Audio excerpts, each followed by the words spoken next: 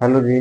मेरा नाम नीरज कुमार जी है। आज मैं आपके लिए फिर ज्योग्राफी ऑप्शनल में अगला टॉपिक लेके आया हूँ इरोजन में। एक्चुअली में थोड़ा लंबा खींच गया आपका वीडियो, नहीं लंबा करने के चक्कर में, और थोड़ा टाइम भी कम था मेरे पास, तो मैंने एक मतलब में नहीं करके इसको तीन अलग पार्ट में कर दिया था।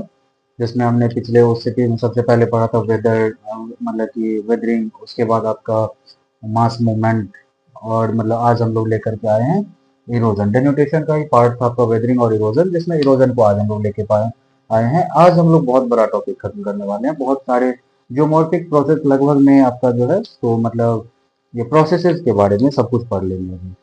तो आज हम लोग लेकर के आए हैं इरोजन। तो देखिए इरोजन क्या होता है। जैसे मतलब कि कोई रॉक है आपका, मान लीजिए इतना बड़ा, तो ये जो वेदर्ड हुआ ना आपका, इसका जो अपर पार्ट या कोई मतलब आपको पता ही है, जब रॉक होता है वो आपका छोटे छोटे पार्ट में टूट टूट के, मान लीजिए इसमें क्रैक्स आ गए ऐसे करके, उसको बोल्डर कहते हैं। बोल्डर ब्रेक होकर के क्या बनाता है आपका, बोल्डर बनाता है आपका ग्रेनुअल। ग्रेनुअल कहिए या पेबल्स कहिए, ठीक है। मतलब दोनों छोटा सा साइज का अंतर होता है। मतलब फिर उसके बाद आपका फाइन पार्टिकल्स या मतलब जो भी कहिए इस टाइप का बदन बनता है आपका। इरोजन क्या होता है आपका, ये जो वेदर्ड रॉक्स था ना, ये छोटे छोटे पार्ट इसमें टूटेंगे ना, इसको इस जगह से उठा करके और दूसरी जगह पे मतलब लेके चले जाना आपका। जैसे कि इसको मतलब डिफिनेशन वाइज अगर जाएंगे तो process of removal of sediments, मतलब process of removal of sediments जो है ना, मतलब कि from one place to another place, ठीक है, उसको हम लोग कहते हैं इरोजन। इरोजन में आप ध्यान से मतलब अगर समझोगे तो दो चीजों का बहुत ही ज्यादा इंपॉर्टेंस है। इसमें दो काम होते हैं आपका। एक तो जो है रिमूव कर देता है अपने जगह से, मतलब दूसरे जगह तक शिफ्ट कर देता है आपका। और दूसरा जो है सो इसका मतलब आप ऐसे समझो कि मतलब ये रिमूवल हो गया आपका, दूसरा हो गया आपका ट्रांसपोर्टेशन, ठीक है। समझ गए, मतलब कि रिमूवल हो गया आपका कि मतलब इसमें से अलग कर देना, और ट्रांसपोर्टेशन हो गया एक जगह दूसरे जगह पे शिफ्ट कर देना। तो ये दो चीजों को जो है तो हम लोग को पढ़ना होता है इरोजन में, ठीक है। अब इरोजन को अगर हम लोग देखें कि किसके थ्रू एजेंट ऑफ इरोजन कौन है आपका, तो पता ही है कौन, मतलब इसको एक जगह दूसरे जगह उठा करके ले जाएगा आपका। तो ले जाएगा वाटर, ले जाएगा विंड, ले जाएगा एनिमल्स, ले जाएगा ग्लेशियर जो है वो ले जाएगा।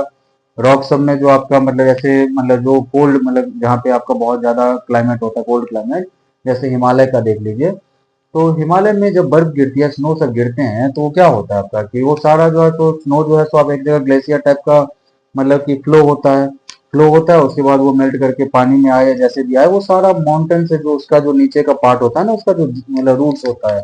जैसे मान लीजिए ये माउंटेन है, यहाँ से आपका रिवर अगर नीचे उतरेगा तो इसके नीचे का जो पार्ट है ना, ग्लेशियर हो या वाटर हो, इसको इरोड करते रहता है, इसको इरोड करते रहता है। अभी पढ़ेंगे डिटेल में। तो ये इरोड करते रहता है, तो ये सब सारे इरोजन ही कहलाते हैं आपका, ठीक है। तो ये सारी चीजें जो है सो आपका रिस्पॉन्सिबल होती है इरोजन का। इसको इरोजनल टूल भी कह सकते हो आप, और एजेंट ऑफ इरोजन भी कह सकते हो। इरोजनल वर्क जो है ना आपका, ये मतलब अलग अलग तरह के, मतलब देखिए टूटना ही है और ट्रांसपोर्टेशन ही होना है, ठीक है। टूट के बिक मतलब कि एक जगह से दूसरा जगह टूटने का अलग अलग तरह का प्रोसेस है, जिसको बांट दिया गया आपका। मैंने पांच छह वर्ड आपका उसको अलग कर दिए हैं। पहला होता है मान लीजिए मैकेनिज्म ऑफ इरोजन जो है, इसमें सॉल्यूशन के फॉर्म में, मतलब केमिकल सॉल्यूशन जो होते हैं आपका, केमिकल सब में जो है सो बन जाना, उसके फॉर्म में हम लोग बांट दिए हैं इसको। सबका प्रोसेस जो है सो अलग अलग कर दिया है। तो पहला आपका mechanism of erosion involves dissolution of the soluble materials through the process of disintegration and decomposition.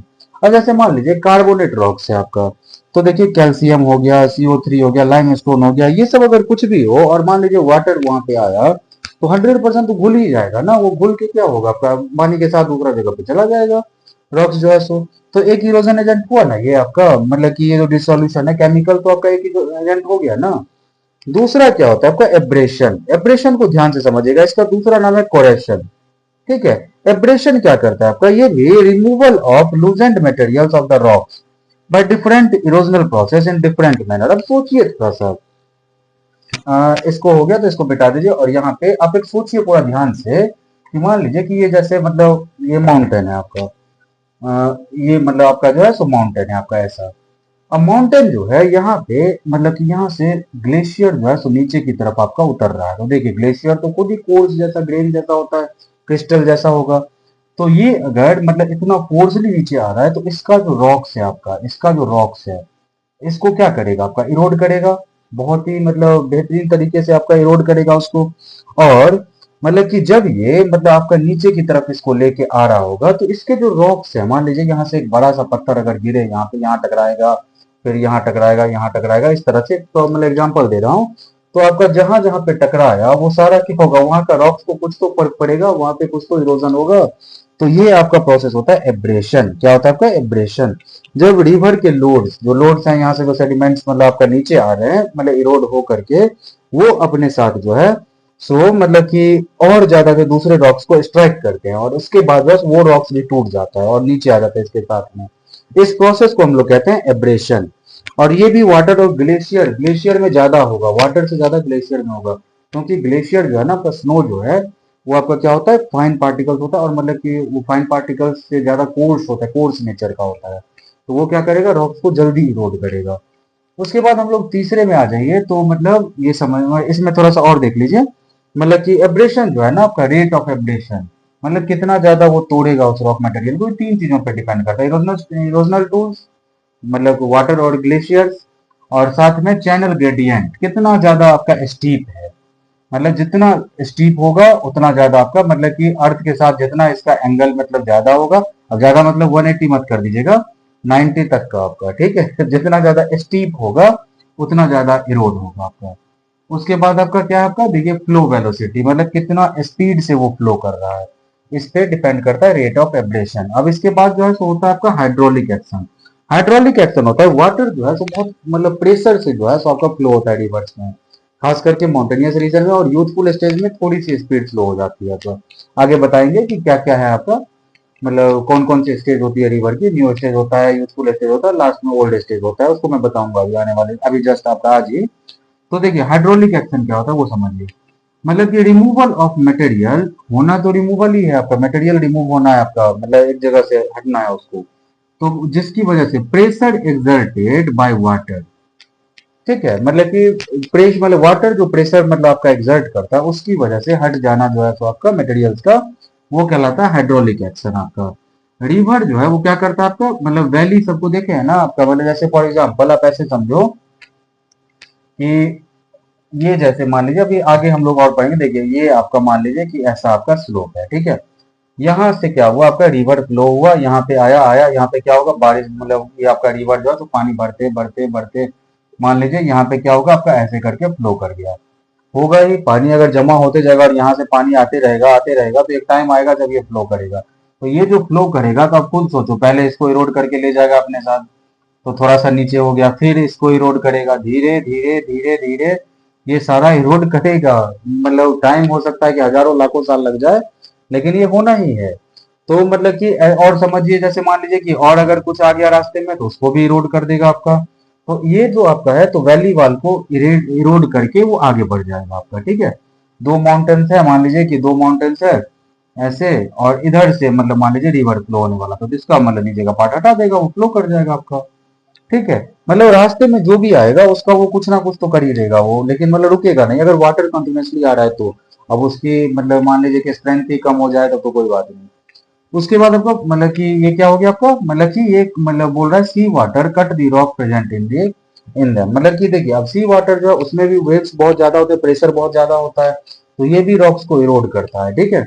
Rocks में आपने देखा होगा सी में बहुत सारे मतलब कि ये न्यूज सब में चलते रहता है आपका, और वीडियो सब भी यूट्यूब सब पे अवेलेबल है, देखा होगा आपने ऐसा रॉक्स आपका, और यहाँ पे आपका पूरा सी, मतलब कि ये रॉक जो है ना पहले इतना मोटा था, इसको इरोड करके हटा दिया सी ने, धीरे धीरे धीरे धीरे हटाते हटाते एक्सप्लोइशन करते करते अब ये जो है ऐसा सेट में बचा है, और ये आपका पानी में है। यहाँ पे लोग जो है सो आपका घूमने जाते हैं, ठीक है, देखने जाते हैं। तो ये ऐसा स्ट्रक्चर बना के रख दिया। तो ये सब सारा किससे मतलब पॉसिबल हुआ, हाइड्रोलिक एक्शन से। एट्रिशन क्या होता है वो समझिए। एट्रिशन जो है सो मान लीजिए कि जैसे यहाँ से जब ये माउंटेन मतलब से रिवर फॉल हो रहा था, तो इसने इस टाइप के मतलब जो पार्टिकल्स को तोड़ दिया, यहाँ से आपका लेके आया अपने साथ। अब रिवर का पानी मान लीजिए यहाँ पे थोड़ा सा जमा हुआ, तो ये जो पांचों आया है ना यहाँ पे, ठीक है, मतलब कि यहाँ पे आकर के मतलब जो हुआ, ये आपस में ही वाटर के मूवमेंट की वजह से टकराएंगे। ये टकराएंगे तो आपस में ही क्या होंगे, इरोड हो जाएंगे, और इरोड होंगे तो इसका मतलब कि उसी को क्या कहते हैं हम लोग, एट्रिशन। मतलब ऐसे रॉक्स का जो है, सो रॉक्स को जब मतलब कैरी करके रिवर ले आती है, और मतलब वाटर के मूवमेंट ज्यादा होने की वजह से रॉक्स आपस में टकराती रहती है, और टकरा करके वो खुद ही क्या होता है आपका कि मतलब इरोड हो जाता है, अपर पार्ट जो है इरोड हो जाता है, जिसको क्या कहते हैं हम लोग एट्रीशन कहते हैं। डिफ्लेशन जो विंड एक्शन को कहते हैं आपका। विंड एक्शन जब आपका ब्लो आउट कर देता है, वो सारा धूल जो वेदर पार्टिकल्स है उसको उड़ा के दूर लेके चला गया, और जो बेड रॉक होता है आपका मतलब कि नीचे वाला जो उड़ने वाला उसको उड़ा दिया, और जो बेड रॉक है उससे डायरेक्ट कांटेक्ट में आ गया, तो उसको हम लोग कहते हैं आपका डिफ्लेशन। ये है आपका मतलब इरोजन वर्क जो है, सो अभी हुआ नहीं है, अभी आपका इरोजन के बाद जो है, सो हम लोग अभी आज बहुत कुछ पढ़ेंगे आपका। ये अब पढ़ेंगे हम लोग ट्रांसपोर्टेशन। ट्रांसपोर्टेशन, चलिए तो अब हम लोग फिर से शुरू करते हैं आपका। अभी इससे पहले हम लोगों ने मतलब कि पढ़ा था आपका रिमूवल के बारे में, रिमूवल ऑफ सेडिमेंट जो था उसके बारे में। अब हम लोग पढ़ रहे हैं आपका ट्रांसपोर्टेशन कैसे करता है, ट्रांसपोर्टेशनल वर्क के बारे में। तो देखिए ट्रांसपोर्टेशन का भी अपना एक मतलब ये रोल है। फ्लोटेशन आप जानते हैं कि बह के चला जाना दूसरा जगह पे, एक जगह से ब्लोन आउट जिसको कहते हैं हम लोग मतलब पानी से आपका हो जाना। फिर आपका सस्पेंशन हो गया, ट्रैक्शन हो गया, सॉल्टेशन हो गया, सॉल्यूशन हो गया, ये सब आपका सस्पेंशन मतलब कोई भी चीज आपका सस्पेंड करके बैठ जाना, पता ही है। तो चलिए अब आगे का देखिए, हम लोग पढ़ेंगे। पहले मतलब 3 एजेंट को मैंने ढूंढा है जो ट्रांसपोर्टेशनल वर्क के लिए रिस्पॉन्सिबल होता है इरोजन में भी। देखिए एक रिवर कर दिया, वाटर ही है दोनों, सी वाटर रिवर।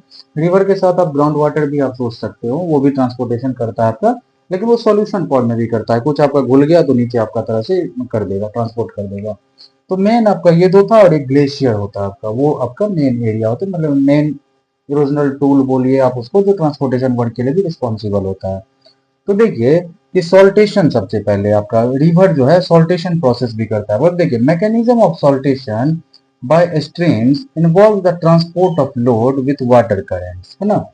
मतलब कि वाटर करेंट्स के साथ जो है सो आपका अपने मतलब कि जो इरोडेड मटेरियल है उसको लेके बहा के दूर तक लेके चले जाना, ये आपका क्या है, सॉल्टेशन है आपका। दूसरा होता है ट्रैक्शन। ट्रैक्शन आपका है मतलब कि जो लूज पार्टिकल्स होते हैं, जो रॉक्स को जो है सो लूज पार्टिकल्स होते हैं उसको मतलब वैली फ्लोड में लेकर के डाउनवर्ड मूवमेंट करा करके और लेकर के तब फ्लो करना। देखिए ऐसे रिवर है ना, यहाँ पे फ्लो कर रहा था तो देखिए ऐसे करके ले गया, फिर इधर से पानी आया, करंट करंट जो है सो आपका फिर इसको लेकर के चला गया, फिर इसको लेके चला गया। करंट मतलब थोड़ा सा मैं आपको बता दे रहा हूँ कि मतलब करंट तो हम लोग ओशियनोग्राफी में पूरा डिटेल में पढ़ेंगे, मतलब ओशियनिक करंट बोले जो भी। रिवर में भी करंट होता है। रिवर में करंट मतलब वो इलेक्ट्रिसिटी वाला करंट नहीं। जैसे आपने कभी नोटिस किया होगा कि जैसे गंगा में जब आप नहाते रहते हो तो आप देखोगे कि अचानक से आपने जैसे ही पानी के नीचे आपने डुबकी लगाई तो आप जो है सो हल्का सा पीछे की तरफ जो है सो आपका मतलब अपवर्ड या मतलब ये बैकवर्ड जो है सो आप मूव कर जाते हो। रीजन क्या है आपका कि जो हमारा अपर पार्ट होता है ना बॉडी का, उस पे तो हमें दिखता है कि मतलब रिवर की वाटर जो है सो फ्लो कर रही है। रिवर में क्या होता है, नीचे का भी पानी आपको फ्लो कर रहा होता है, ठीक है, जिसको हम लोग मतलब पूरा एक लाइन से जब आपका पूरा ऊपर से नीचे तक जब फ्लो करता है ना, तो उसको हम लोग करंट कहते हैं एक तरह से। तो ये आपका ट्रैक्शन में उसमें वो जो नीचे का जो करंट होता है उसमें आपका वैली फ्लोर पे जो मटेरियल्स इरोड होकर के जाते जा रहा है उसको कहते हैं हम लोग ट्रैक्शन आपका, ठीक है। Down stream movement of loose particles on the valley floor is called traction, ठीक है, मतलब डाउन स्ट्रीम तरफ जो है तो आपका फ्लो कर जाना उसको कहते हैं हम लोग ट्रैक्शन। अब देखिए the materials of medium size are suspended in water, जाहिर सी बात है होगा ही, और मतलब कि सस्पेंडेड लोड कहते हैं उसको, ठीक है, सस्पेंशन जो मैंने अभी बताया था आपका। और ये होता है बायोन्सी, बायोन्सी याद ही है ना, बायोन्सी होता है अप मतलब अपवर्ड फोर्स जो आपका वाटर के थ्रू अप्लाई होता है ना, उसको कहते हैं बायोन्सी। अब देखिए the transportation by streams, the transportation by stream is unidirectional, जाहिर सी बात है रिवर अगर ऐसे फ्लो हो रहा है तो सिर्फ इधर ही मटेरियल जाएगा, ऐसा तो होगा नहीं कि यहाँ से उठ के यहाँ आ जाएगा। तो इसीलिए आपको इसको मतलब कि यूनिडायरेक्शनल बोला है। और ये डाउन स्ट्रीम नीचे की तरफ, ठीक है। Soluble materials are dissolved but ground water transports dissolved material in the suspended form. तो हमारा ट्रांसपोर्टेशनल वर्क में ज्यादा कुछ लॉजिक तो इसमें है नहीं, बस समझने के लिए था आपका पूरा इसमें कि ट्रांसपोर्टेशन वर्क होता है रिवर से, तो ये सब सारे प्रोसेस करते हैं। इसके एक एक लाइन का जो इंट्रोडक्शन है ना वो डालिए, तो रिवर का ट्रांसपोर्टेशन आपका कंप्लीट हो जाएगा। सी लेवल में, सी वाटर में मैंने अभी पहले बताया था आपको कि सी वाटर बस क्या करता है आपका कि मतलब बाई डायरेक्शनल होता है आपका। यहाँ पे क्या होता है कि मतलब ये इरोजन और ट्रांसपोर्टेशन में कि जो मतलब को मैं क्या बोलते हैं उसको कोस्टल एरिया होता है, वहां से इरोड करके पहले सी वाटर उसको मतलब लहरों में जो है सारा मिट्टी मतलब कि जो इरोड करके पार्टिकल्स को लेके चला गया। और फिर क्या होता है, फिर वो जो है सो वापस भी छोड़ देता है आपका वहां तक, मतलब कि कोस्टल एरिया तक। तो इसी को हम लोग कहते हैं सी वाटर का ट्रांसपोर्टेशन। ठीक है, आप इसको पढ़िए कि द बैकवाश करंट या backless current pick up eroded materials from the coastal area and transports them seaward. ठीक है, मतलब सी की तरफ लेके चला गया। लेकिन फिर क्या होता है, uprushing breaker waves pick up these materials and bring them back towards coast, है ना। तो ये हो गया आपका सी वाटर से। अब इसका तीसरा एजेंट देखिए, आपका रिवर पढ़ लिए, सी वाटर पढ़ लिए, ग्राउंड वाटर आपका बस एक ही तरह से कर सकता है, सस्पेंड कर सकता है, सॉल्यूशन में घुल के सस्पेंड कर देगा पार्टिकल्स को। इसमें आपका देखिए transport along the sides and floors of the glacial valleys and snouts of the glaciers. ये आपका थोड़ा सा एक दो लाइन जो है सो आपका अच्छे से पढ़ लेना। आपका ग्लेशियर ज्यादातर लोग मतलब यूज नहीं करते लिखने के लिए, लेकिन आप थोड़ा सा दिमाग में रखेंगे तो आपके पास एक दो पॉइंट ज्यादा बन जाएंगे। ठीक है, फिर आपका देखिए यहाँ पे the debris falling directly into glacier is transported without touching the bottom of glacier, while debris falling on the surface is transported downslope. The materials derived from bed by subglacial erosion are transported to by touching the bottom. तो ये था आपका glacier का, ये था आपका transportation work glacier का। Clear है यहाँ तक? एक बार देख लो, आप अच्छे से नोट कर लो। आगे का मतलब जो है सो मैं फिर अभी अब डिपोजिशनल वर्क बताने वाला हूँ। ठीक है, और उसके बाद जो है सो डिफरेंट स्टेजेस में किस तरह के लैंडफॉर्म्स एसोसिएटेड होते हैं ना, वो पढ़ने वाले हैं हम लोग। तो आप देख लो यहाँ पे ट्रांसपोर्टेशन और रिमूवल जो है, मतलब इरोजन आपका मतलब कि थोड़ा सा टॉपिक वाइज जो है, सिर्फ इरोजन का अगर पूछा जाए वो कंप्लीट हो गया हमारा। ठीक है, तो चलिए अब आगे का पढ़ते हैं।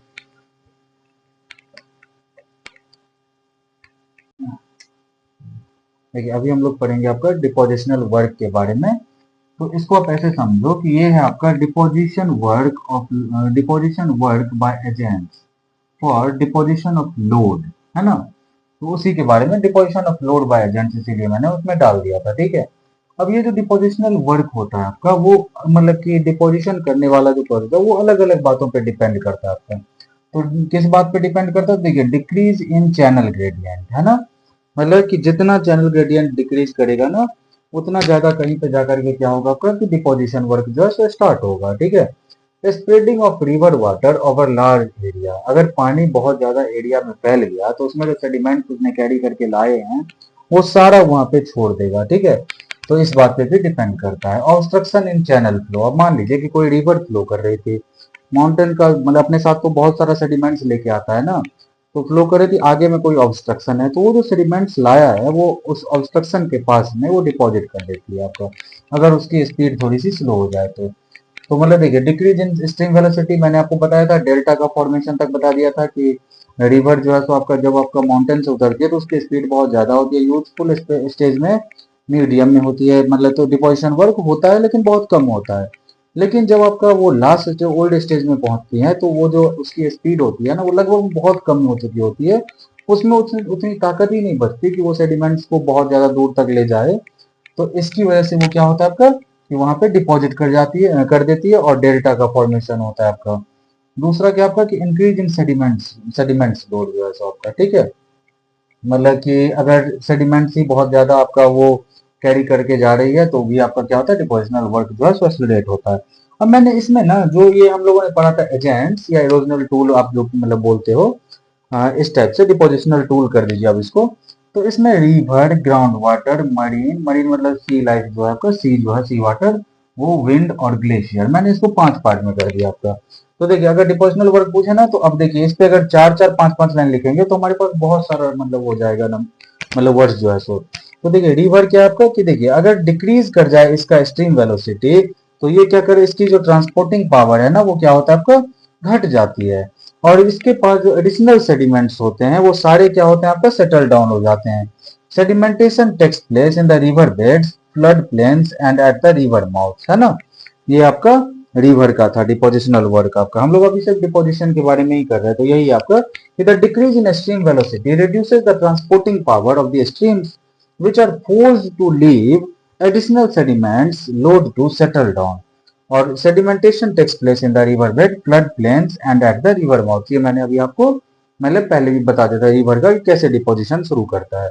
दूसरा आपका ग्राउंड वाटर, ग्राउंड वाटर को मैंने अभी आपको इससे पहले बताया था कि ट्रांसपोर्टेशन में कि ग्राउंड वाटर ना सॉल्यूशन के फॉर्म में जो केमिकल्स होते हैं जैसे मतलब कि कार्बोनेशन सब जो है प्रोसेस से वो क्या करता है आपका मतलब इरोजन करता है।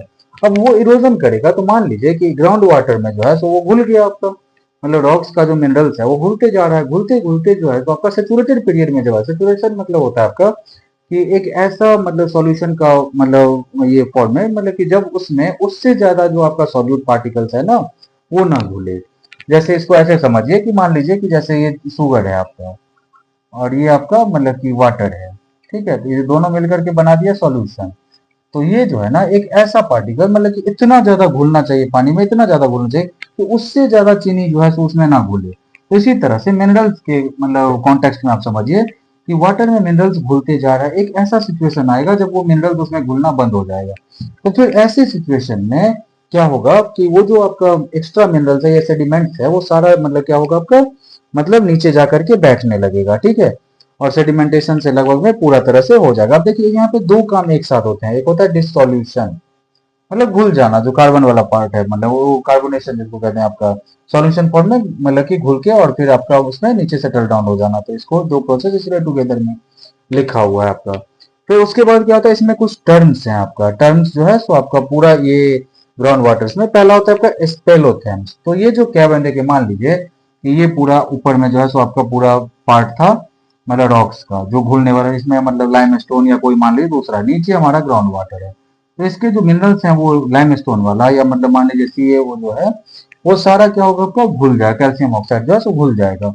और घुल के इसमें अगर सेचुरेटेड पीरियड में आ गया तो देखिए यहाँ पे क्या होगा, ये सारा जो है सो आपका डिपॉजिट डिपॉजिट डिपॉजिट टाइप का होने जाएगा, जिसको हम लोग क्या कहेंगे स्पेलोथेम्स, इसको कैवरेन कहते हैं। वो जो गड्ढा जैसा बन जाएगा ना ग्राउंड वाटर में घुलने के बाद, उसको हम लोग कैवरेन कहते हैं, केव जो मतलब कि उसमें केव कहते हैं। तो उसमें जो आपका मिनरल्स डिपॉजिट होगा उसको कहेंगे स्पेलोथेम्स। स्पेलोथेम्स और तूफा होता है, मान लीजिए कि ये जो था ना केव मतलब कि केवरेन बन गया है, तो ये सारा डिपॉजिट जो हुआ उसको स्पेलोथेम्स कहते हैं। और ये जो मुंह पे जो डिपॉजिट होगा ना, जो फ्रेश मतलब सिल्ट जो है सो आपका डिपॉजिट, उसको हम लोग तूफा कहते हैं या कैल्क तूफा कहते हैं। ड्रीप स्टोन्स होता है ये जो कैल्सरस डिपॉजिट इसमें होते जाएगा उसको कहेंगे हम लोग मतलब कि ड्रीप ड्रीप स्टोन्स, ठीक है। अब देखिए मरीन में कैसे होगा, मरीन में अभी हम लोग पीछे पढ़े थे ट्रांसपोर्टेशनल वर्क में। ट्रांसपोर्टेशनल वर्क में क्या होता था कि कोस्टल से मतलब ये सी जो है सो वेव के थ्रू जो है सो मतलब ले जाएगा सेडिमेंट्स को, और फिर वापस जो है सो अपनी लहरों के ही थ्रू जो है सो कोस्टल को दे भी जाएगा।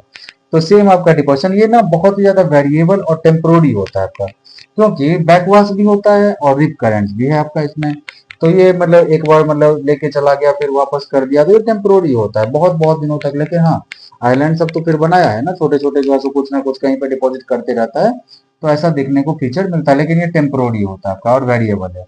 Marine sediments are reworked by sea waves again and again. तो ट्रांसपोर्टेशन के दो तीन लाइन जो था बस इसमें डिपोजिशनल पर्पज से आप यूज कर सकते हो। कभी कभी तो ऐसा होता है कि जितना सेडिमेंट्स को कोस्टल से लेकर के गया है उतना ही सेडिमेंट्स कोस्टल को दे करके भी जाता है, तो इसको हम लोग कहते हैं इक्विलिब्रियम पोजीशन, ठीक है, सी का।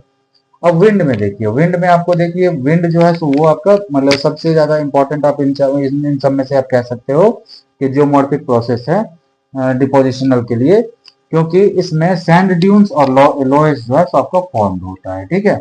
इसको भी करेंगे आगे आपका।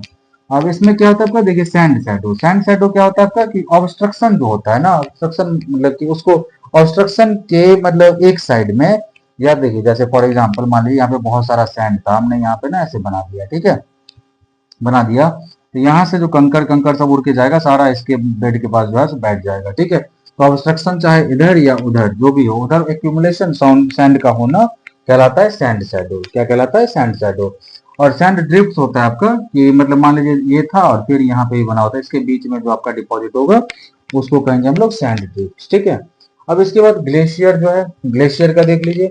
ग्लेशियर क्या होता है आपका कि रॉक डेब्रिस जो कैरी करता है ग्लेशियर उसको कहते हैं ग्लेशियर ड्रिफ्ट, ठीक है। इसमें आपका टिल होता है, मतलब कि टिल मतलब समझिए unsorted and non stratified glacial drift, इसके भी टाइप्स हैं आपका, ठीक है। तो लेकिन आप उसको उतना डीपली मतलब मत जाइए, टिल का आप याद रखना। और टिल से ग्लेशियर का डिपोजिशन आपका जुड़ा हुआ है, जो अभी हम लोग पढ़ेंगे ना उसमें आपका सारा ये आ ही जाएगा। तो ये था आपका डिपोजिशनल वर्क, ठीक है। तो इसको भी आप अच्छे से समझ गए, आप तो तीनों समझ गए, आप इरोजन भी समझ गए। इरोजन के दो पार्ट होते हैं, रिमूवल और ट्रांसपोर्टेशन, और ये आपका डिपोजिशन, ये सब हम समझ गए, ठीक है।